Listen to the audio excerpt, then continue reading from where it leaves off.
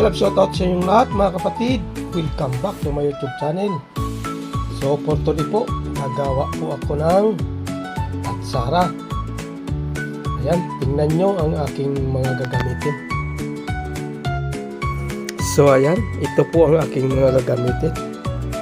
May carrots tayo, sili, ayan, pula, saka green at saka yellow, ayan. At saka ito po yung bawang natin, bawang, luya at sibuyas, at ito po yung mag-ina na papaya, ayan.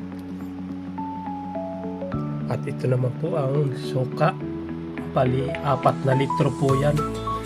At saka ito po yung raisins, at saka po asukal 1 kilo. Ayan.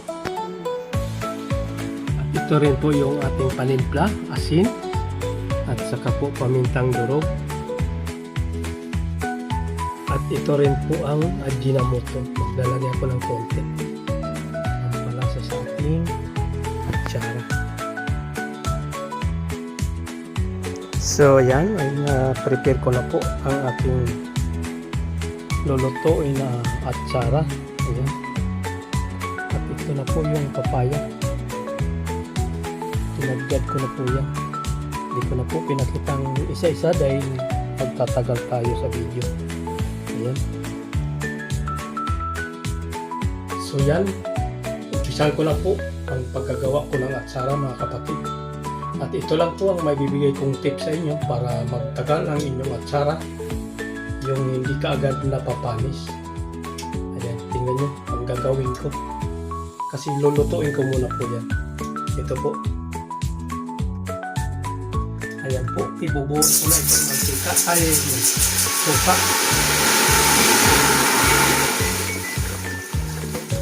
4 na litro po ito ang gagamitin ko.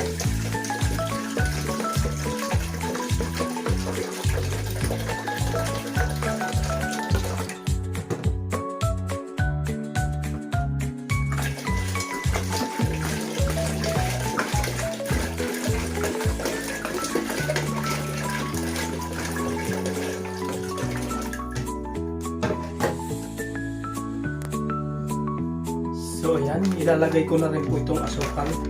Yung 4 na litro po, katumbas ng 1 kilong asukal na suka.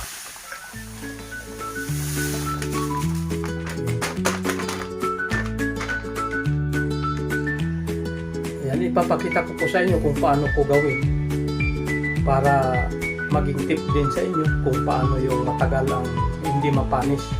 Kasi yung iba kasi hindi po linuluto, yung suka lang ang pinapakuluan.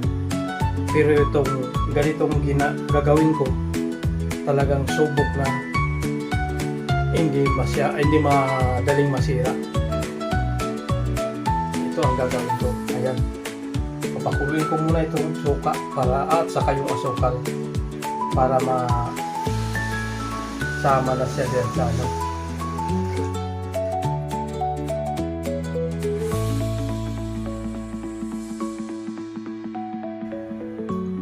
Ayan, maglalagay na po ako ng asin, kunting asin po, pang timpla lang po dito. Saka po itong kunting ajinomoto. Ayan, pampalasa lang po. At saka po itong black pepper na durog.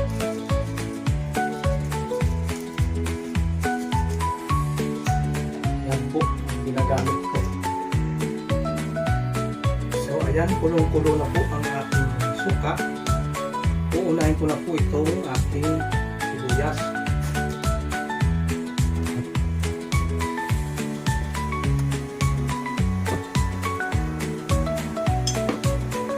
At isasama ko na rin po itong luya. At saka yung bawang.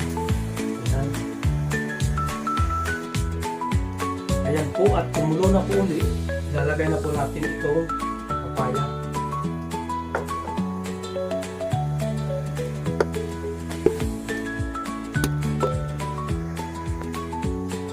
At isasama ko na rin po itong design ko na carrots.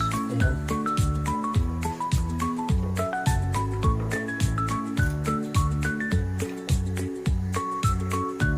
Yung mga ganito po, yung may mga design para magandang tingnan.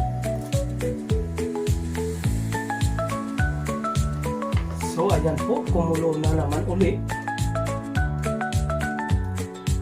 Ayan, kumulo na naman po uli. Ilalagay ko na po itong carrots.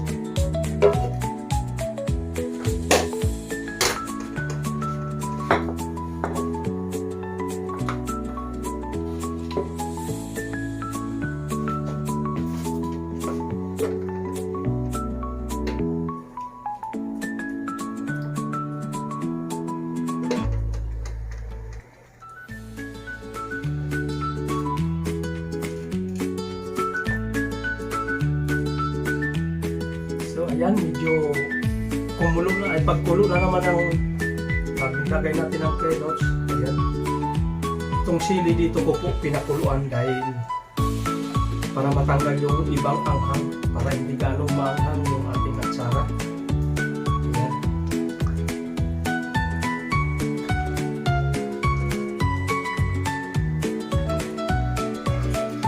So ayan, ito na po yung ating raisins. Lalagay ko na rin po. Inugasan ko rin po yan. Ayan.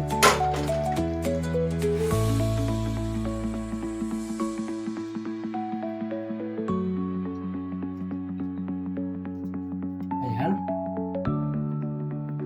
At idadagdag ko na rin po itong sili.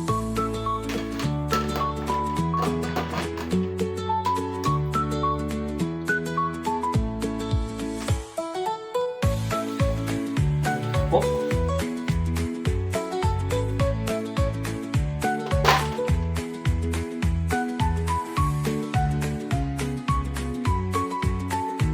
ayan, okay na po ang ating atsara.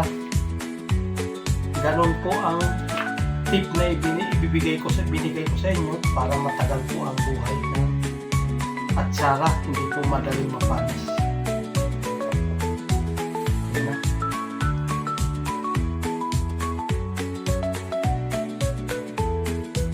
Okay na po mga kapatid.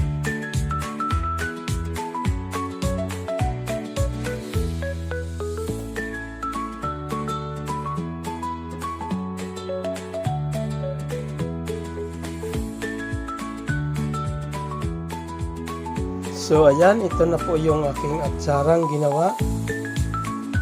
Ready to deliver na sa mga kapitbahay.